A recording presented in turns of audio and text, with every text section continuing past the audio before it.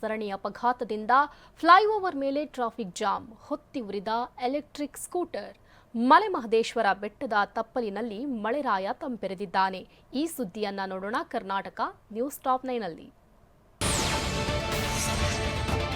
Love ಜಿಹಾದ್ ಪ್ರಕರಣ ಹೆಚ್ಚುತ್ತಿವೆ ಅಂತ ಹಿಂದೂ ಜಾಗರಣ ವೇದಿಕೆ ಕಾರ್ಯಕರ್ತರು ಪ್ರತಿಭಟಿಸಿದರು.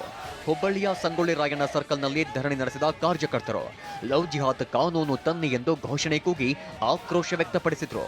ನೇಹಾ ಪ್ರಕರಣವೇ ಲವ್ ಜಿಹಾದ್ಗೆ ತಾಜಾ ಸಾಕ್ಷಿ ಎಂದು ಕಿಡಿಕಾರಿದ್ರು.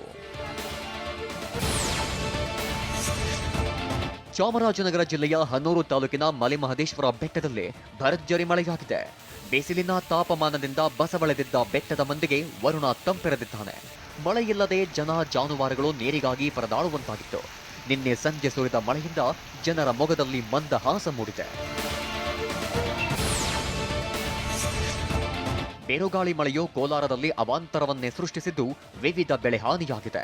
ಬೇತಮಂಗಲದಲ್ಲಿ 2.5 ಎಕರೆ ಬಾಳೆ ತೋಟ, ಹೊಣಕಲ್ದೊಡ್ಡಿ ಗ್ರಾಮದಲ್ಲಿ ಹಾಗಲಕಾಯಿ ಮತ್ತು ಸೋರೆಕಾಯಿ ಸೇರಿ ಹಲವು ಬೆಳೆಗಳು ನೆಲಕಚ್ಚಿವೆ.